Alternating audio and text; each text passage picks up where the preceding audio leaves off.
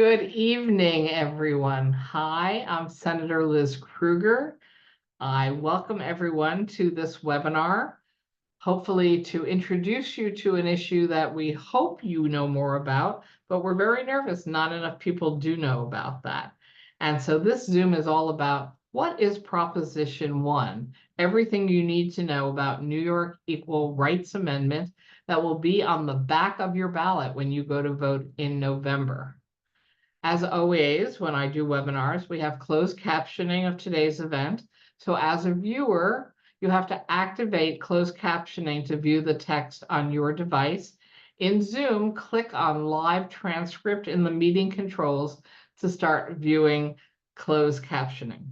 This forum is being recorded and everyone who RSVP'd will receive an email with links to the event video and resources that are posted in the chat within a few days. So there's going to be a lot of information presented by our amazing guests, but don't feel you have to quickly write everything they say down, because we will be forwarding to you the actual video and all of the resources that they reference. So the New York State voters will be asked to cast their vote for Prop 1, the Equal Rights Amendment, or ERA, on their ballot first Tuesday in November. Many New Yorkers are not aware that the state constitution only contains protections against discrimination based on one's race, creed, or religion. Because frankly, we only visited this constitutional question in the 30s and not since, and nobody was talking about anything else then. The ERA will add protections for New Yorkers against discrimination by the government based on a person's ethnicity, national origin, age, disability, and sex, including sexual orientation, gender identity, gender expression, pregnancy and pregnancy outcomes, reproductive health care, and autonomy. This will protect abortion rights within our Constitution, access to birth control and IVF, prevent criminalization of miscarriage or other pregnancy outcomes, protect the rights of the LGBTQ community, and again, protect people based on disability or age. And it's just crucial that we help all of you understand why this matters. Not when you wake up in the morning necessarily, but even though we try to pass the best laws we can in New York State, if somebody gets into an argument over whether or not they've been discriminated against and it ends up in a lawsuit, and there's piles of lawsuits all the time, if the Constitution doesn't back up your constitutional rights not to be discriminated against, you may find yourself with a judge ruling against you. You may find yourself waking up, hopefully never, but in a state with an anti-choice governor. And governors have amazing power to make changes. You could end up in an anti-choice legislative state. I served in New York State Senate under the Republican majority for 17 of the 24 years I've been there, where they wouldn't touch reproductive rights or birth control or modernizing our laws on discrimination. So this evening, to help us all understand this better, I am really excited to be joined by three of the smartest attorneys who helped me in writing this constitutional amendment: Ting Cheng, Katharine, Bodde, and Evan Davis. And they'll each be talking about the importance of passing the New York State Equal Rights Amendment to protect our civil rights from a slightly different perspective. They will also provide information about what the ERA will not do, as there's been an enormous amount of misinformation being circulated by anti-abortion groups who oppose the ERA, but they don't think they can talk about being anti-abortion. So they're inventing all these very bizarre hypotheses how girls won't be able to participate in sports anymore, or you won't have the right as a parent to make medical decisions for your children, or will end programs for senior citizens or disabled people because we won't be allowed to have them anymore. Or all of these variations where I just want to say, no, none of it's true. It's just not true. But thank goodness, because I never went to law school, I do have these fabulous attorneys to help explain both what the ERA will do and what it will not do. So the first presenter is Ting Cheng, who's the director of the ERA project in the Center for Gender and Sexuality Law at Columbia Law School. She will be followed by Katharine Bodde, who's the interim co-director of policy at the New York Civil Liberties Union, and then followed by Evan Davis, senior counsel at Cleary, Gottlieb, Steen, and Hamilton, and who once earlier in his life was the counsel to the governor of New York State.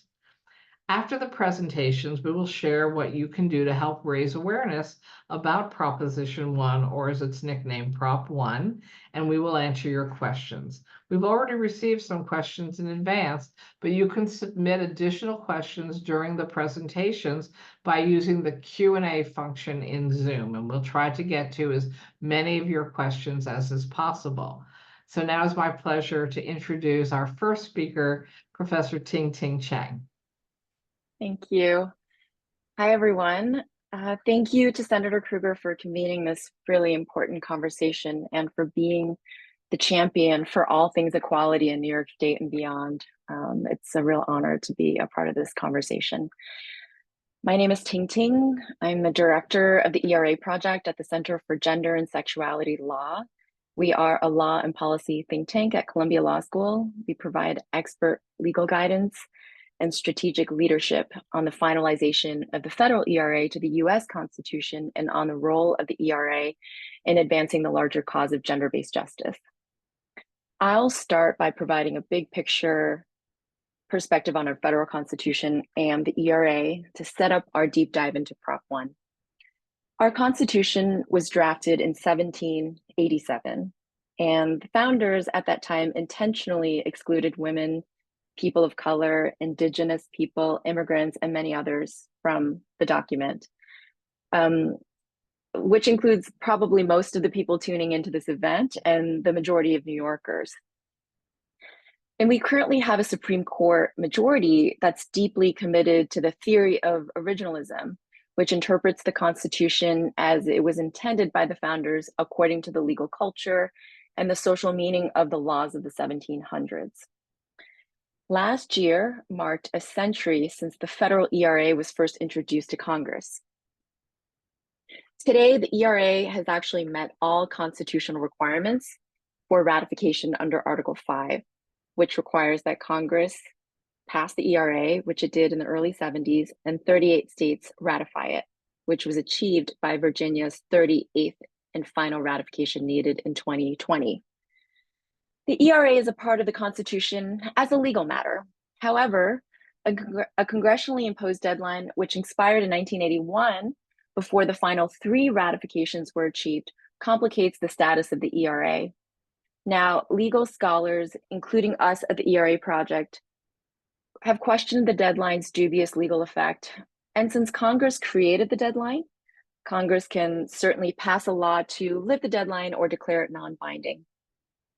And Congress actually has done so by passing joint resolutions in the House twice and in the Senate last year through a majority vote.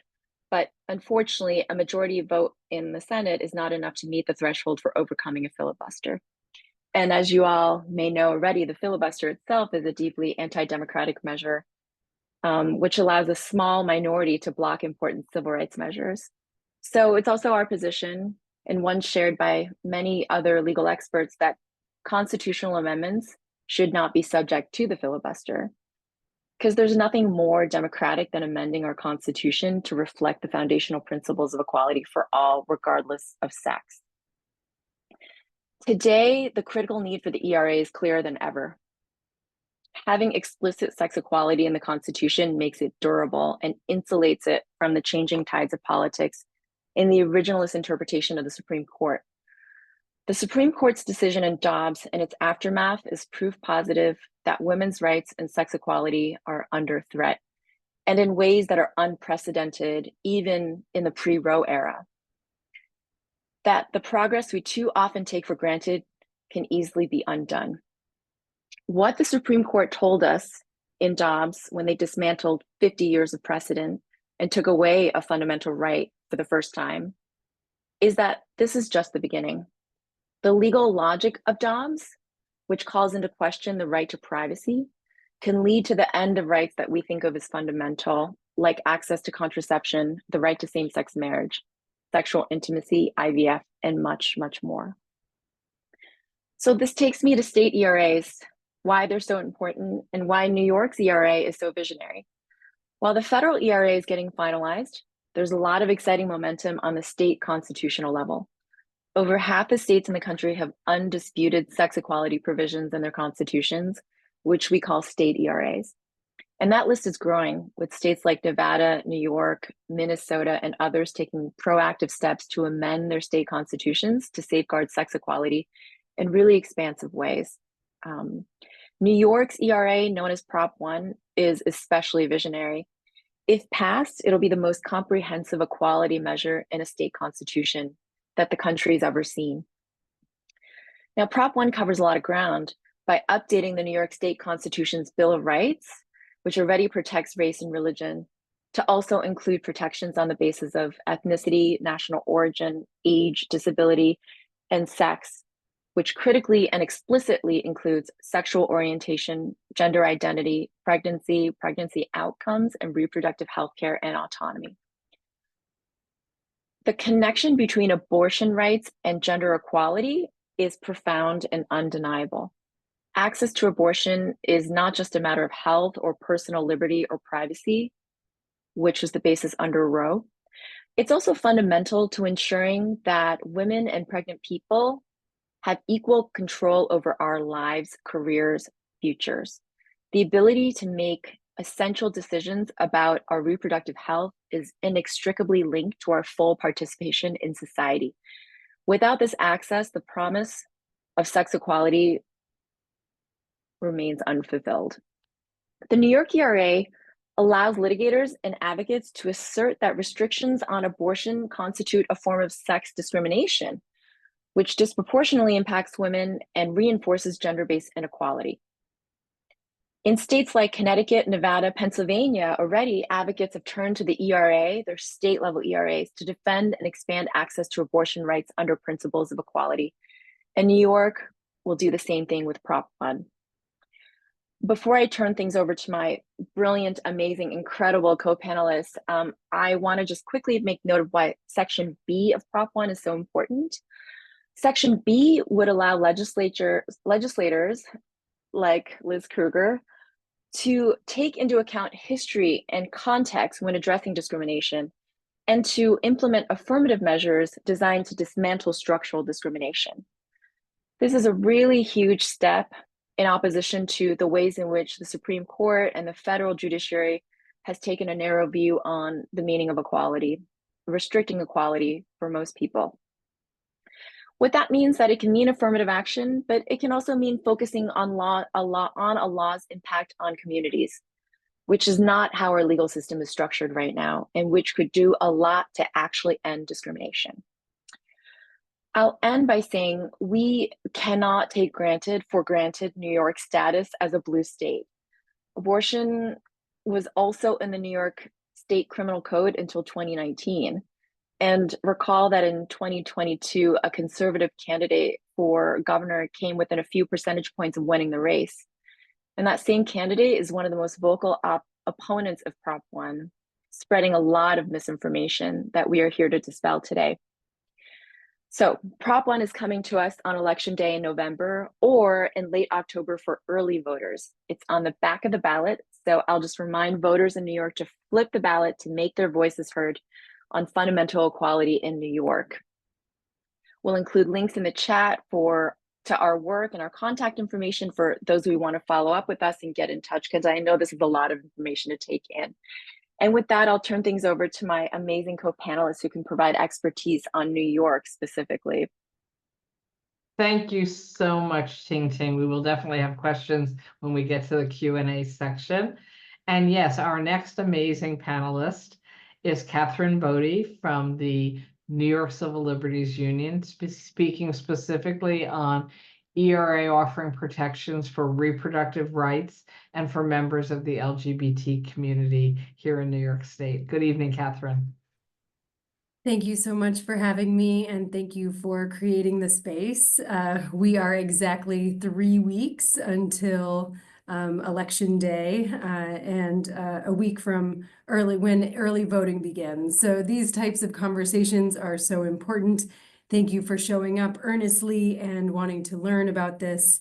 My name is Katharine Bodde. I'm the co-director of policy at the NYCLU. And importantly, I am also here. The NYCLU is a member of the Ballot Initiative Committee called New Yorkers for Equal Rights. And I am here on behalf of that BIC as well.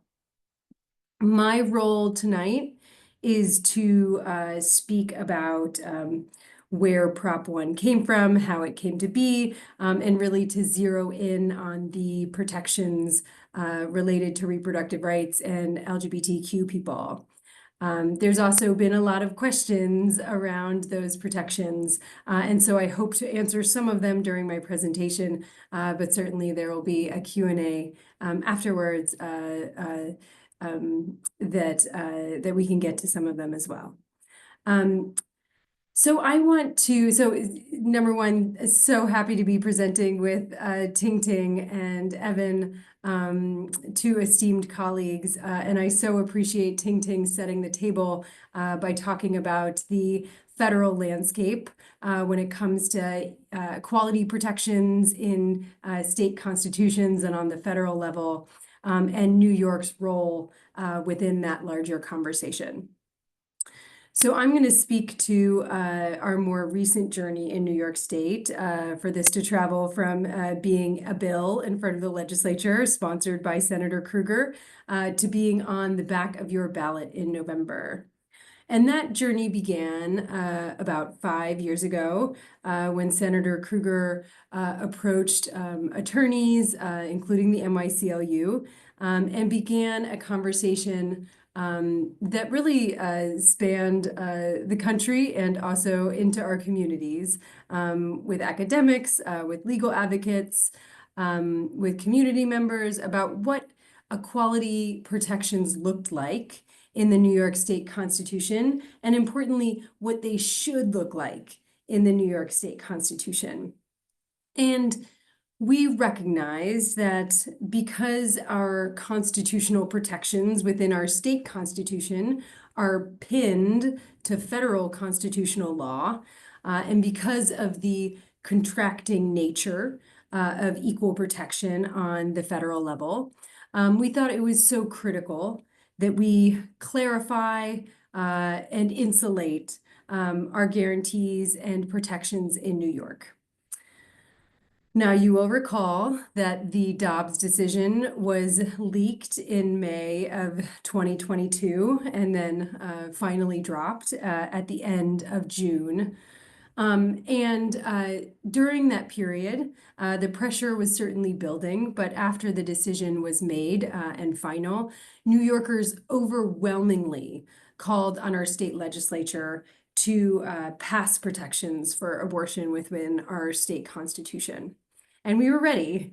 A constitutional amendment needs to pass the legislature twice before going to voters. And first passage of the New York Equal Rights Amendment happened in early July of 2022, about 6 days after the Dobbs decision.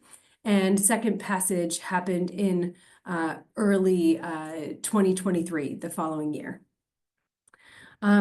From there, a ballot initiative committee that I mentioned it was created with organizations representing all different types of New Yorkers. Again, that ballot initiative committee was called New Yorkers for Equal Rights. And we have really been trying to get out there in communities across the state and to educate New Yorkers about that Prop 1 is on the back of your ballot and what Prop 1 is all about. So here I am, and here you are. and let's get to it a bit. So what is Prop 1? Prop 1 is a constitutional amendment that amends Section 11 of the New York State Constitution. And Section 11 of the New York State Constitution is where our Equal Protection Clause and our civil rights protections live. And as Ting said, as Senator Krueger said, that clause right now currently prohibits discrimination explicitly on the basis of race and religion.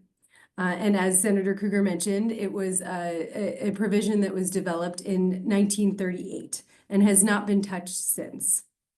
So what we are attempting to do here is to modernize our equality protections in New York State.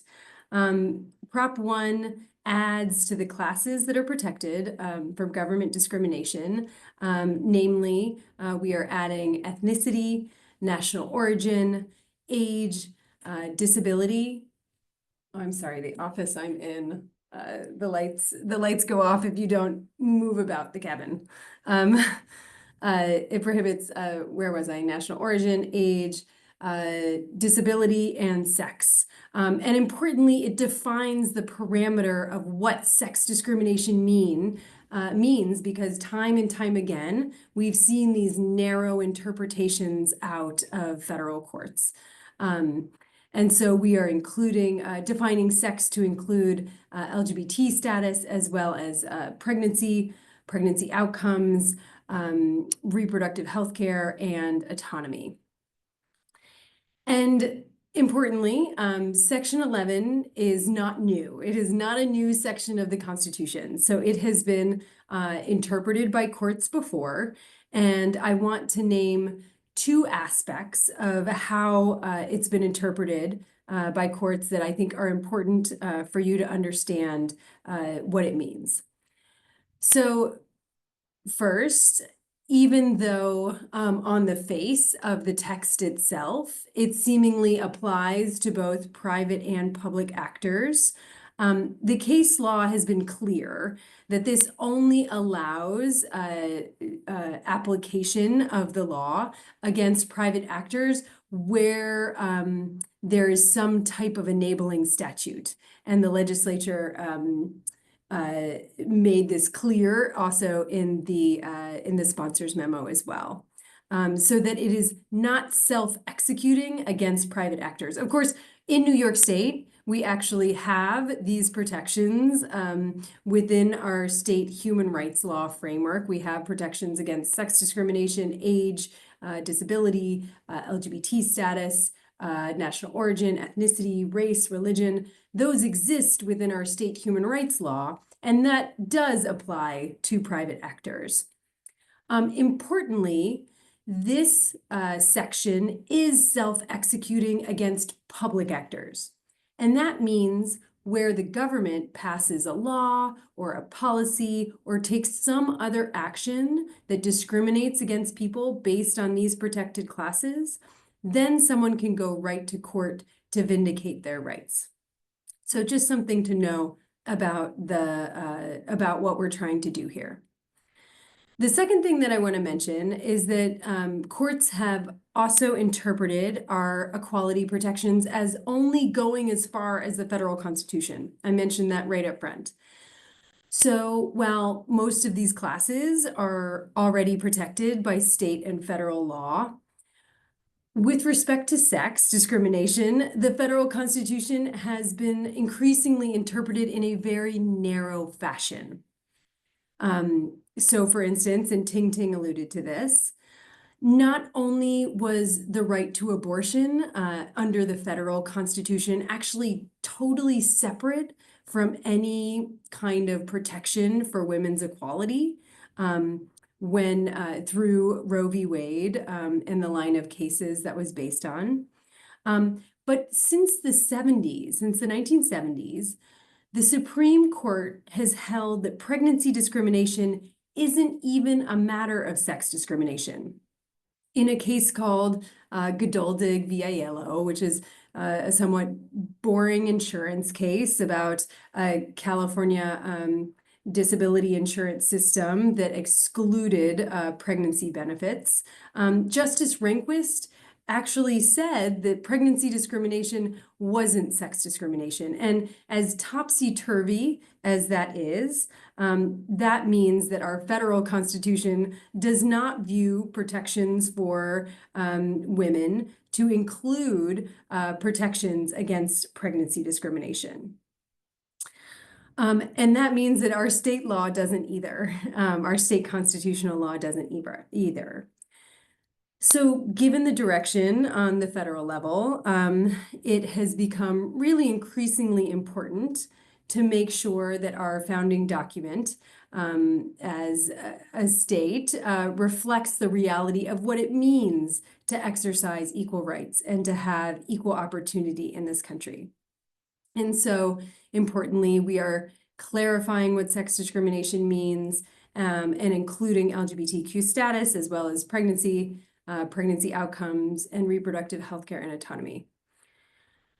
Now, I get a lot of questions about Prop 1, and one of them that I frequently get is why we didn't name abortion in the amendment.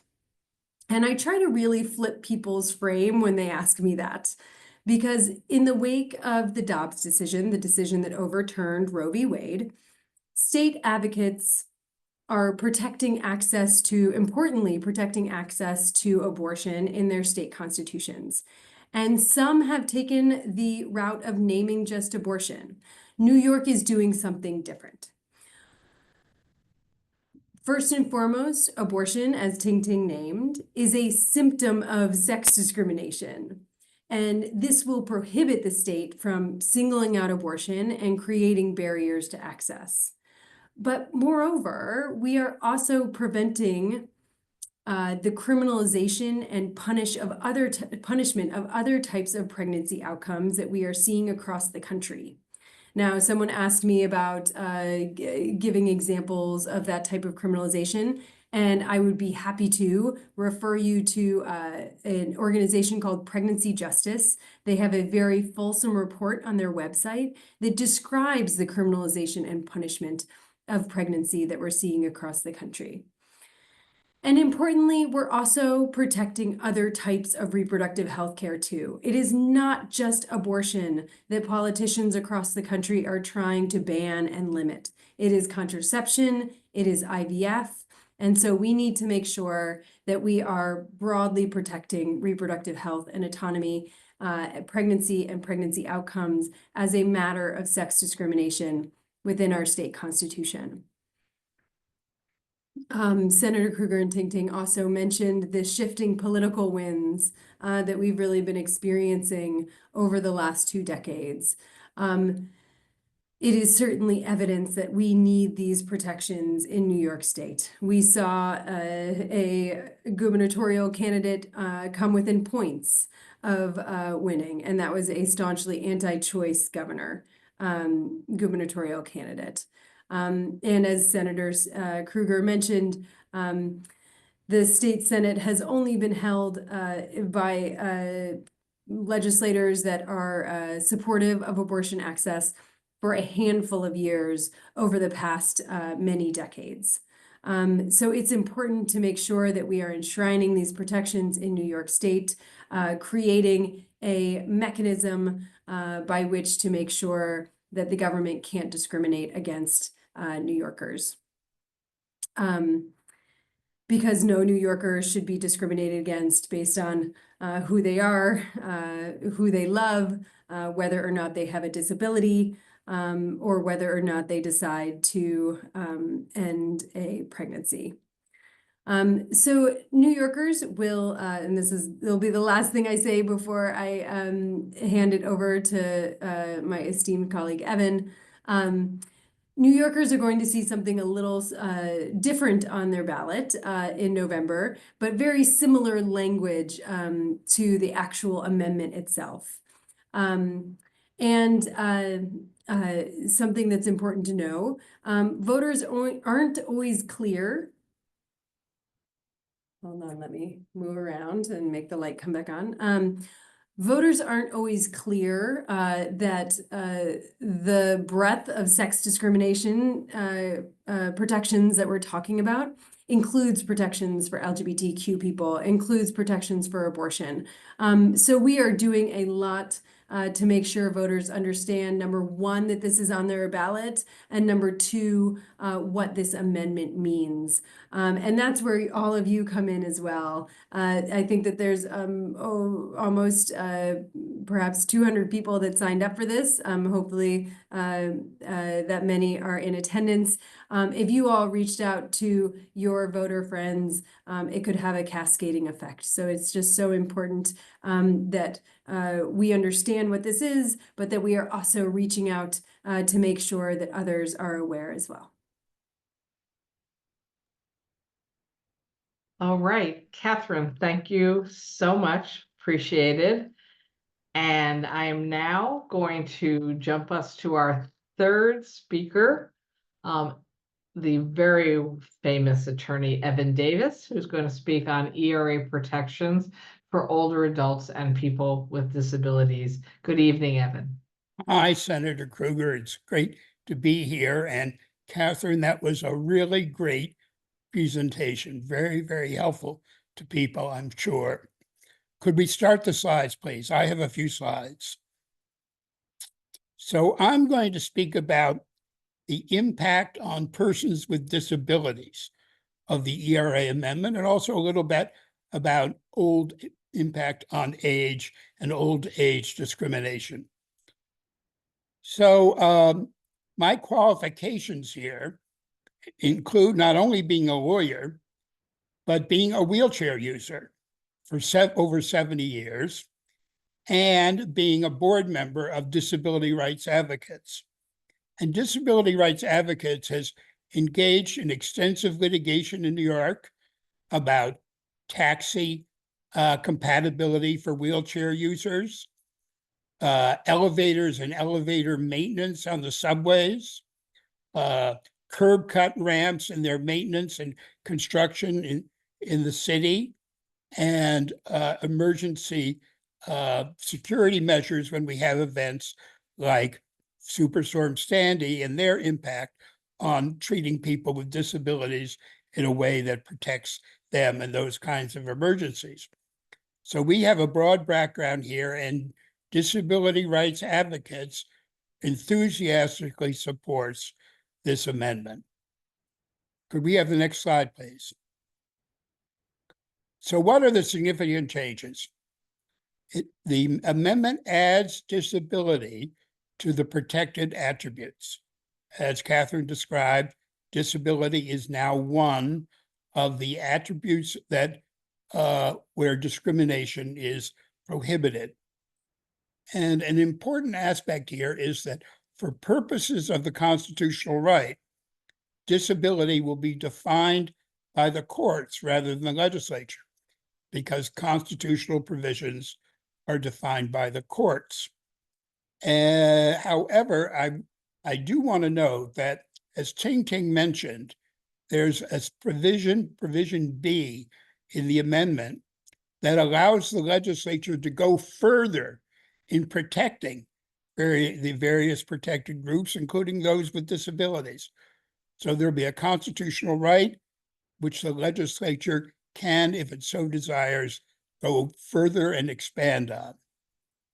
So with regard to what the courts will say, I think it's fair to expect a reasonably broad definition. It will certainly include the disabilities caused by old age. As a wheelchair user, when I use an elevator in the subway, the company I have on the elevator is not always other people in wheelchairs, but people who cannot easily or maybe not at all climb the stairs up and down to the subway. There are many other disabilities that come with old age, and those will all be covered. So from the perspective of older Americans, this disability protection is extremely important. Second, I think that the courts are likely to equate not only physical disabilities, but equate mental and developmental disabilities and protect all three. And this would be a big step forward because New York does not currently have equal coverage of concern for mental and developmental disabilities along with physical disabilities. And that will be an important improvement. And I think their courts are also likely to cover disabilities caused by behavioral health issues, such as addiction, alcoholism. This is also important to moving forward the full protection of people with all different kinds of disabilities. Could I have the next slide, please? So Katharine mentioned that this provision, which is Section 11 of Article 1, the New York State Bill of Rights, is now going to be self-executing. And I want to expand on that just a little bit. When I started working on this issue and helping to develop proposals to have a strong equal rights amendment in New York State, I was shocked to find that in 1949, the New York Court of Appeals had rendered a decision that I thought was unbelievable. The decision was the Metropolitan Life Insurance Company was building Stuyvesant Village. And believe it or not, in 1949, the brochure for Stuyvesant Village said Negroes need not apply. Negroes need not apply. I was shocked, but that's what it said. And of course, I thought, as I'm sure everyone back then thought, that the Court of Appeals would simply say, no problem, Section 11 prohibits racial discrimination. This is clearly a violation of the Constitution. But I think because the provision at that time was very purportedly broad, covering private discrimination of all sorts and kinds, they were unwilling to say that the provision was self-executing. They said that it was only effective to the extent that the legislature defined the phrase civil rights in the amendment. If the legislature didn't say it was a civil right, then it was not protected, not covered. You had to wait for law. It was not enough to have the Constitution. Now, this provision changes that. It adds the phrase pursuant to law. And pursuant to law means that you don't have to wait for a law when the law itself is the problem. There's no more need to wait for the legislature to act because it attacks the fact that the law itself is the problem creating the discrimination. So that change is going to make this self-executing. And I'm so grateful for that. I have a pet peeve against constitutional provisions that exist only on paper. I mean, if you read the Constitution of the Soviet Union, as I did when I was in high school, it has a lot of great sounding words, but they have no meaning at all because they exist only on paper. But this, and that was the case with the old Section 11. It was meaningless. It was a joke. It was shameful. But now we're going to have a provision that means something, is self-executing, will be enforceable, and will be of broad impact because it will now be able to be used as a basis for a lawsuit to attack laws that are discriminatory. So it makes the words of the Constitution real and effective. I think it's very important to have that. As an aside, I'll mention another example where a court held that something was not self-executing, and that is the provision of the 14th Amendment that makes an insurrectionist ineligible for public office. Supreme Court in the Colorado suit held that was not self-executing. I don't like the fact that we have something that's just on paper and not really real, but now this is going to be real. It's going to be enforceable. People are going to be able to sue. People are going to be able to protect their rights. And that is a very profound and important change. Next slide, please.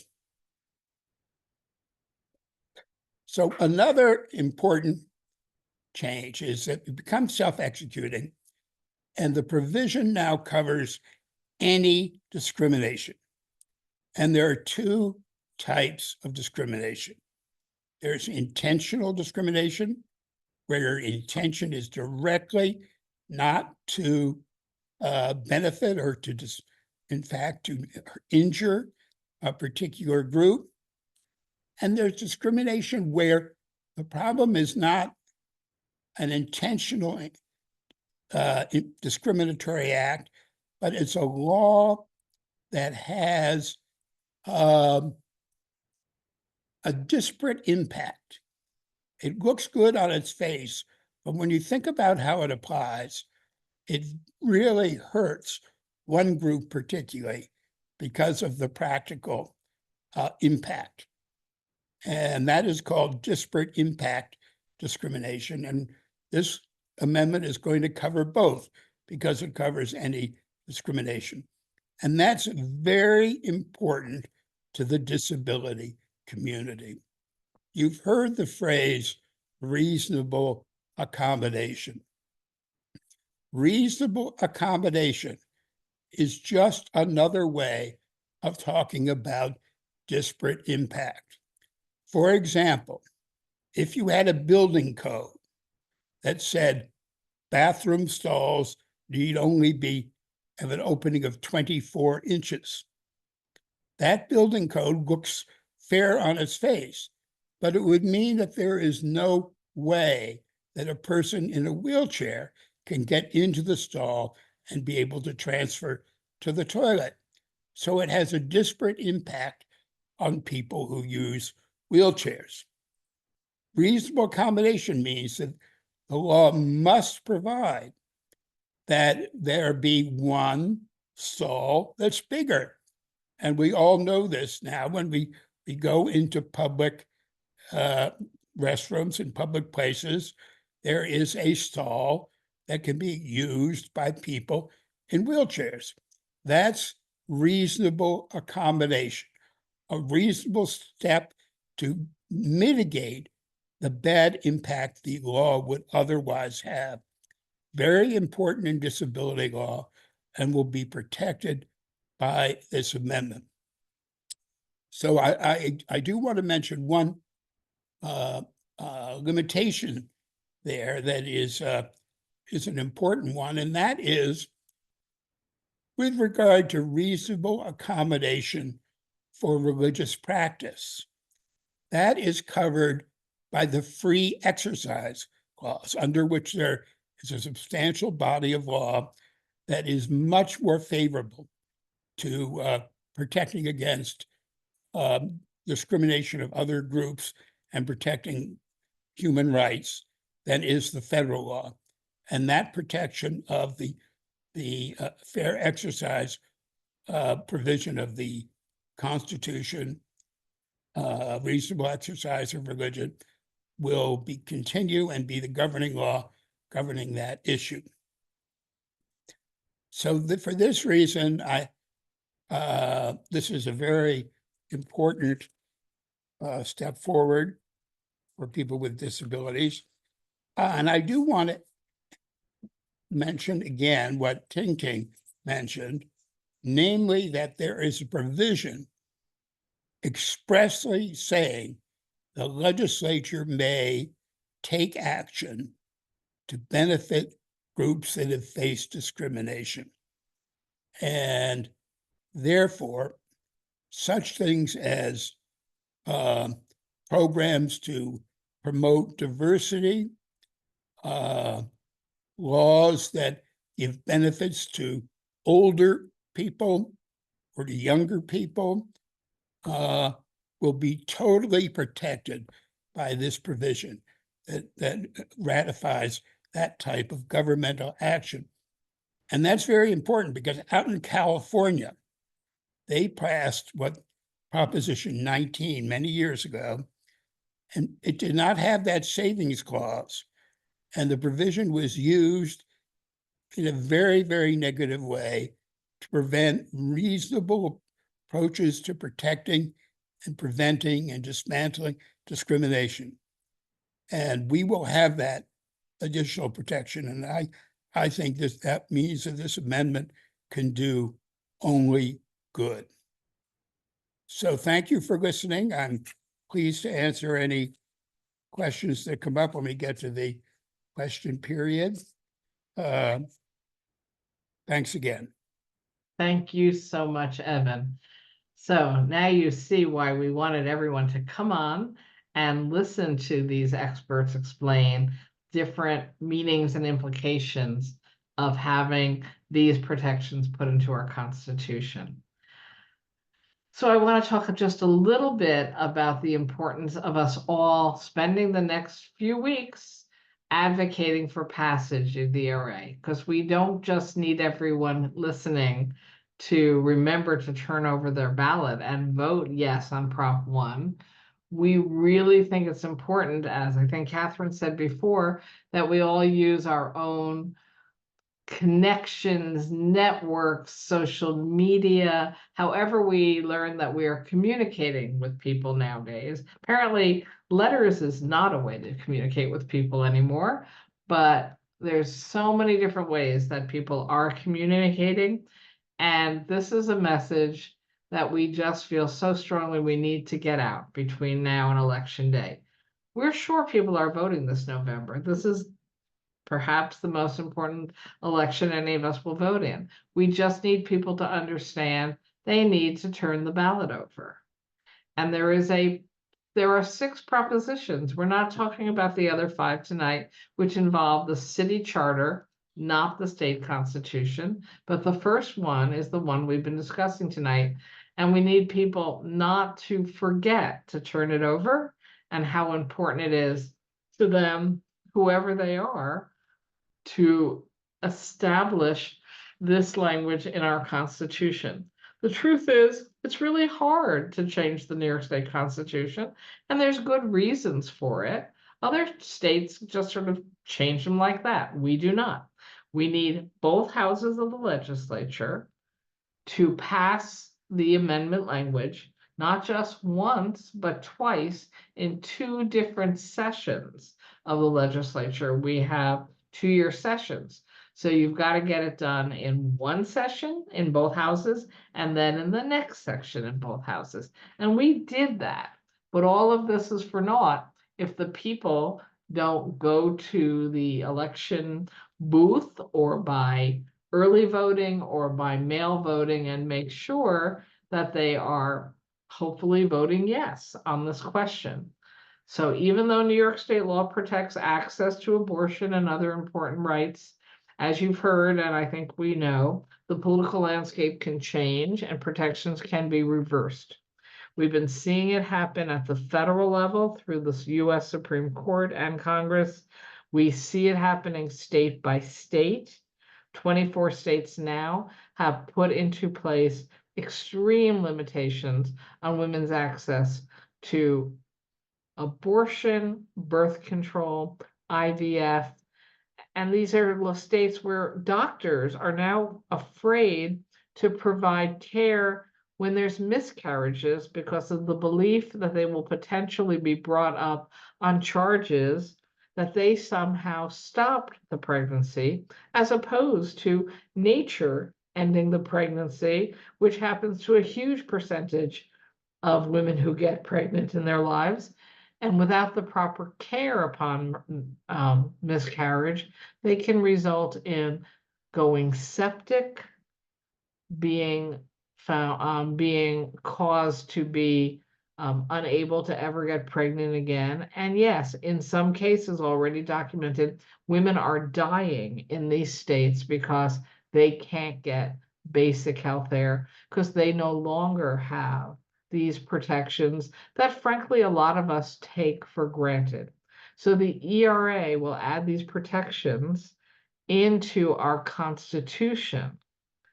And so it is truly crucial that at this moment in history, where so many things that we have been taking for granted are potentially being taken away from us, depending on which side of a state border we live on, it is so important that we vote yes and move this into our Constitution. It's possible that if the ERA does not pass, due to the number of New Yorkers who do not know about the ERA ballot measure or understand why it matters, that it could go down. We're very confident that the vast majority of New Yorkers agree with what this amendment would do. That doesn't mean it passes. People need to remember that they need to turn over the ballot. They need to understand what it means.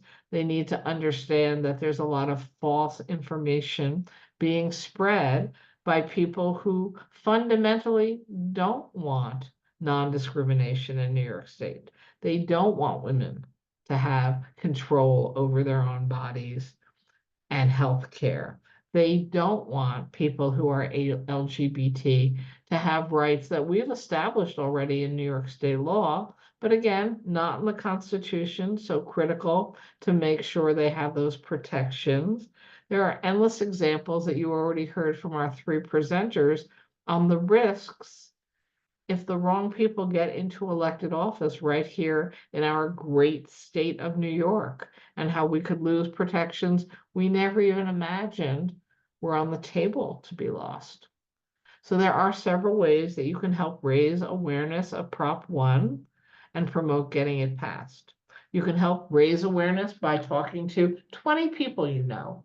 Explain why the amendment is important for New Yorkers and let them know to flip their ballot and vote yes for Prop 1. We're also asking you to help awareness by signing up to participate in an ERA coalition phone bank prior to Election Day. Well, there are a lot of I know a lot of the Democratic clubs throughout the state of New York are involved with doing both phone banking and door knocking. I was out in Carl Schurz Park this weekend, letting people know as they were strolling around with their dogs or sitting on the boardwalk attempting to read their newspapers, except I was interrupting them. And it was amazing how many people in my own district, which is a very high voting district, hadn't realized they needed to turn the ballot over for this prop.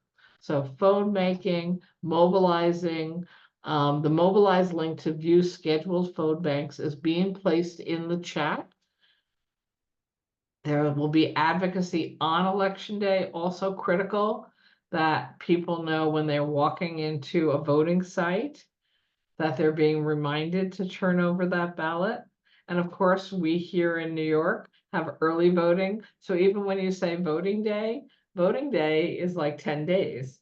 And so being willing to help by standing outside of a polling site to remind people that they need to turn over that ballot and vote yes on Prop 1 can be enormously helpful.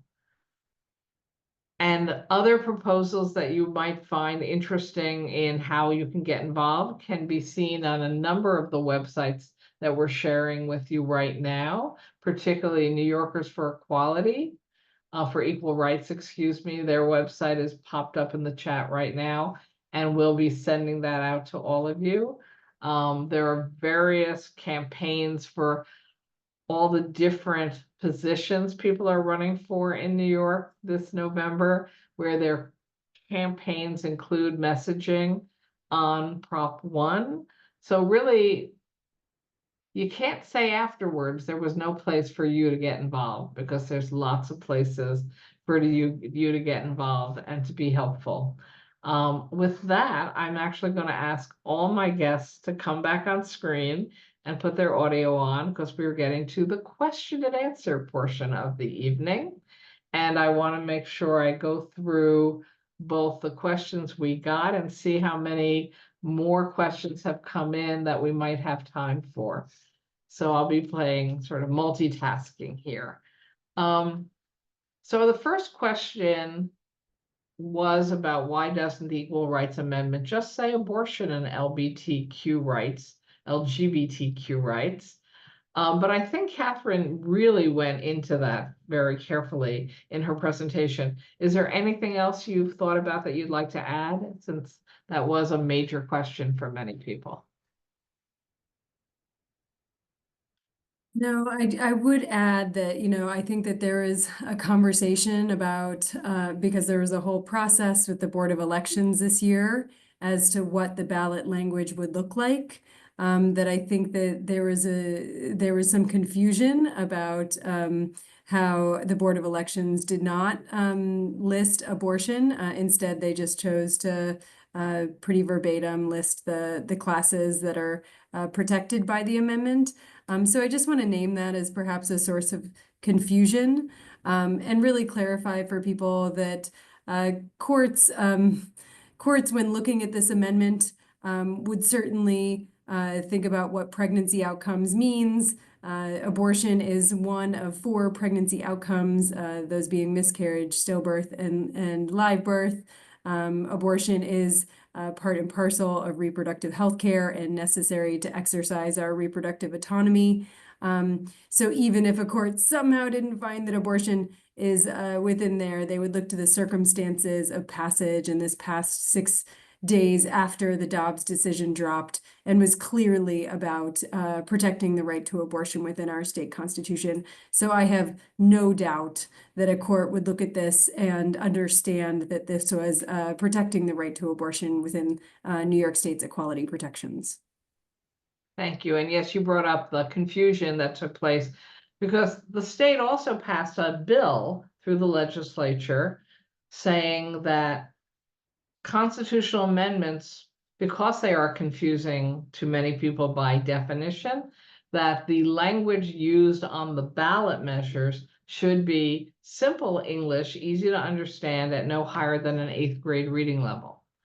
The Board of Elections chose not to follow. Oh, Katharine's in the dark again. That's a funny issue for future, if you don't move around enough in certain rooms. So the Board of Election wrongly, in my opinion, did not follow that law, and they put in language that has a grade 15 level, not a grade 8 level. And the AG inserted herself in saying, nope, there's 8th grade reading level that would easily meet the requirements of the simple language law and meet the obligations of the amendment. But they didn't choose to do that, and we would all be in much better shape if they had allowed the simple, understandable language on the ballot. But we're not there. We have to deal with what we've got. All right. Does this allow non-citizens to vote? Some people seem to be confused about that. Who would like to take that? I'm happy to take that one as well. That's a really easy one. There's a completely separate section of the New York State Constitution that deals with citizenship status and voting. Equality protections have never been used to enfranchise new classes of people. And so it's pretty clear that that is just misinformation being circulated, trying to drive a wedge in our communities, given the current moment that we are in. And also, just pretty much everything involving citizenship is federal law, not state law. So that's the other thing. Somehow people are saying, this is all a plot so that we can get around federal citizenship requirements and just willy-nilly be making people citizens in New York State under state rules. No, we can't, actually. That's not allowed under federal constitution. Does this amendment address housing discrimination? Evan, you talked a little bit about, housing from the perspective of, will it be accessible to people with wheelchairs, as an example? But will this Equal Rights Amendment help with concerns around housing discrimination? Because there's actually an awful lot of research showing there's a lot of housing discrimination in New York State. So again, anything that's done pursuant to law, and there's a lot of housing that happens pursuant to law, whether it's zoning, whether it's building codes, whether it's financing rules, whether it's mortgages, anything done pursuant to law will be covered by this bill. And I think it's also important, Senator, I mean, you know this particularly. A budget is a law. So this bill covers, this amendment covers a budget, because everything done under the budget is done pursuant to law. Thank you. So there was a question about, is this even necessary? Don't we have abortion rights? I feel like going back to Ting at the very beginning of the presentation. Yeah, we have good law in New York State. It took us from 1970 to 2019 to improve it. But Ting, do you really think that we could possibly be at risk to have our abortion rights taken away in New York State? I mean, I think the simplest answer is to point to the very public comments of the Republican vice presidential nominee. I think that the ways in which our bodily autonomy and rights to reproductive health care and abortion access is being threatened. It is unprecedented even before Roe, as I said earlier. This means that not only are there total bans in other states with no exceptions, there's also a mechanism to allow third parties to sue people for doing a broadly defined category of like helping, becoming good Samaritans in cases where people are dying or in need of reproductive health care. Those third parties can then sue these people for violating a criminal law. So that's very scary. And New York isn't an island. The way in which we bolster our rights in the state will have a huge repercussion on the safety and health and well-being of other people in this country. So I think just the short answer to that question is yes, what we're doing in New York is absolutely necessary. The other thing to remind people, because I think a lot about state constitutional reforms, is that New York is inspiring other states to do something similar and to perhaps go beyond in their proposed constitutional language.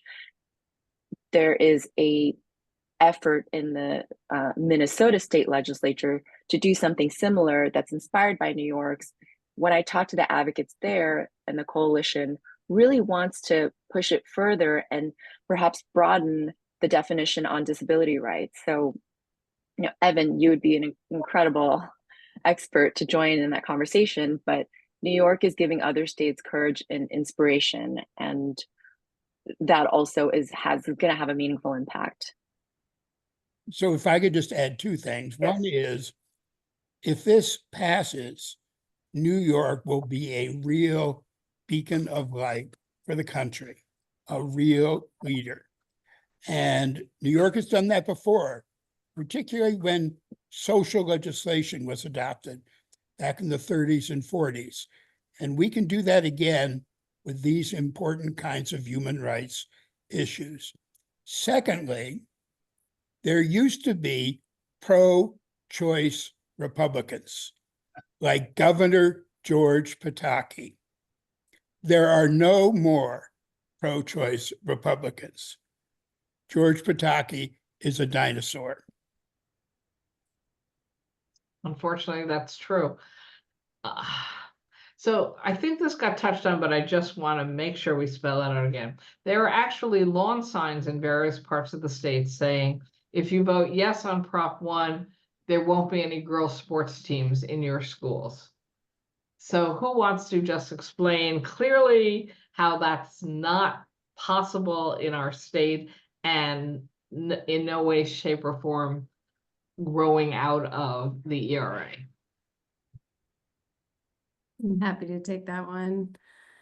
I just want to say that I feel like I'm getting this question so much lately, and it really feels like a purposeful wedge that people are trying to drive into our communities.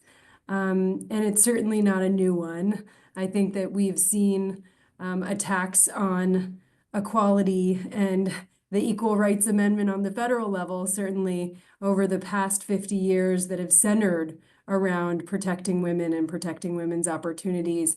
And this feels like just a version of that, updated Phyllis Schlafly 2.0. Transgender youth can already play on the sports team that matches their gender identity. That has long been the state of the law in New York. We explicitly incorporated those protections into our law by passing gender. And even before that, state courts were interpreting sex discrimination protections to include protections against gender identity and gender expression discrimination. But importantly, this is also consistent and goes hand in hand with Title IX. Sorry. Okay, there we go. Sorry. That's just ludicrous. Title IX, as you know, is the federal law which has long protected opportunities for girls in sports. It's certainly why I could play Division I college soccer in college. And so I take these arguments very seriously. I think that, again, this is an attempt by people who are trying to divide and distract our communities and are using a handful of really vulnerable kids to make their arguments.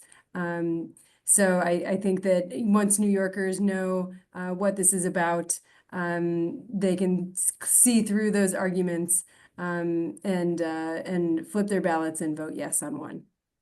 Thank you. And the other, I think, sort of ludicrous statement that keeps being out there is somehow passing these non-discrimination protections in our Constitution will prevent a parent's ability to consent to their child's health care. There's nothing in here that does that. So I'm just curious which of you maybe wants to just say it again, like, no, we're not taking children away from their parents. We're not decreasing parents' rights to make decisions about their children's lives or their children's health care. I'd be happy to say, yes. Katharine and I are both yes, tag team. Yeah, I'm sorry to take two questions in a row. I feel like I specialize in this area of the law. New York law is crystal clear that requires parental consent for their minors' health care. This doesn't change that. I think what opponents are trying to do is to somehow distort the protections for age discrimination within the law. It's important to say that even in states that explicitly protect age discrimination within their constitution, I'm thinking of Louisiana, New Mexico, Montana, courts are well versed in managing those types of lawsuits. For instance, in Louisiana, I think there was a challenge to an age restriction to buy lotto tickets. And the courts easily struck that challenge down and acknowledges that minors are differently situated to constitutional rights than adults are, and that the government maintains the ability to make laws that further the public health and general welfare. So I think if you hear something and it sounds absurd, it's probably because it is. Exactly. And I think this is there's just kind of a basic thing of, I think the opposition in crafting this talking point has completely forgotten about the existence of the federal Constitution. You know, parental rights are well established and protected as a fundamental right in our federal Constitution. So certainly, as a threshold matter, I think the Supremacy Clause has something to say about how well established parental rights are. The other thought that comes to mind is that Prop 1 amends language to the New York Constitution from the 1920s. So these, adding these protected categories are really important because these categories were not seriously thought about or contemplated in the 20s. So, and since then, a lot of these protections have been interpreted already by courts in New York, and certainly federal case law have come in to protect many of these categories. In a lot of ways, we're just kind of constitutionalizing the rights that already exist within a statutory scheme. Nothing new is happening, but we're just creating broader rights that apply to everybody. We're kind of trying to lift everybody up with this language. I would also say that I personally think that this disinformation is being spread by people whose opposition is to protecting reproductive rights, and that they're using this disinformation because they're afraid to be anti-abortion in New York State. And it's just really a shame. Unfortunately, disinformation is the name of the game in the 2024 election cycle. And this is just another example of it, put forward by the same people putting forward disinformation in our national elections. Completely agree. Okay, so again, variations, but I get it. So we were just talking about how courts in other states who have these protections have established that government has the right to make decisions in the public interest and recognize minors are not the same as people over 21. So when people ask me, will this amendment upend all our laws that limit youth from buying alcohol or cigarettes or marijuana? I just want to say loudly, no. We've consciously passed laws that make it clear that you need to be above a certain age to purchase certain products or participate. Oh, get a driver's license. This won't end an age rule for getting a driver's license. But I'm also getting those questions, Evan, on will this harm older New Yorkers? For example, will we no longer be able to have discount prices on the MTA or a rent freeze program for low-income people who are elderly or disabled? I want to just clarify that no, this is not going to be the end of all benefits people may in fact get because of their age. No, the provision, the Constitution provision has an express section that protects those kinds of benefits. They'd be totally continued, totally valid benefits for older people. And there are also benefits for younger people. People going to school get a discount on using the subway and the bus. All those would continue. Exactly. Thank you for that.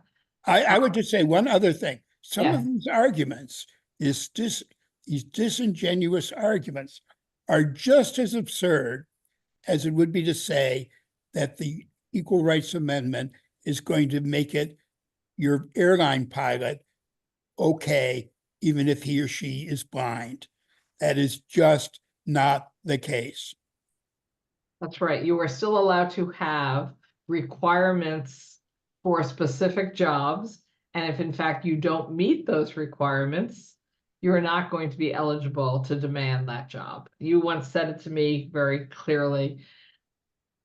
I might want to be a firefighter if I'm in a wheelchair, but I probably can't carry 50 pounds on my back and run up 4 flights of stairs.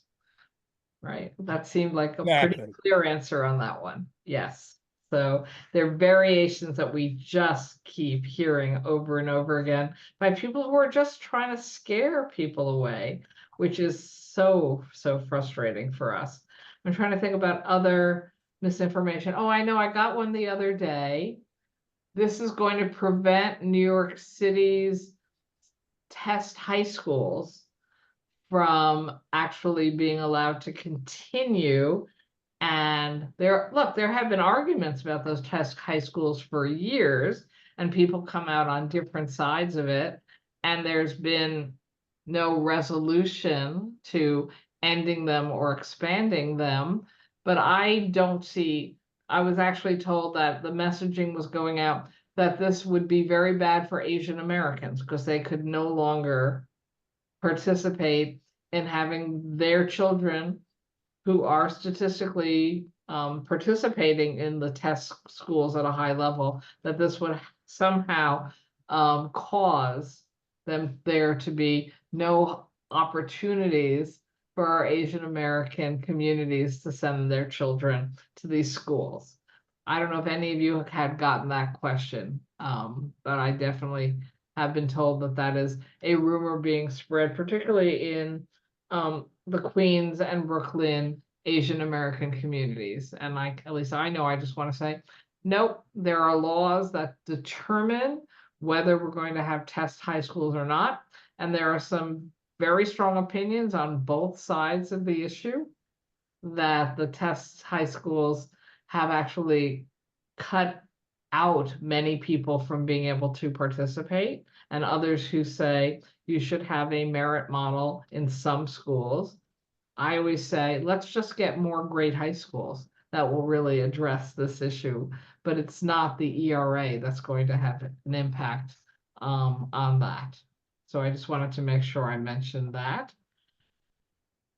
I'm curious whether any of us see a specific problem reaching out to low income and poverty stricken neighborhoods to make sure folks understand the impacts on them. Because even though there's nothing in the amendment that talks about income level or poverty, we generally see more discrimination within low income communities and for poor New Yorkers. And I'm just curious if anybody wants to take a stab at why this would be perhaps exceptionally important for those communities. So I think it would definitely be of special benefit.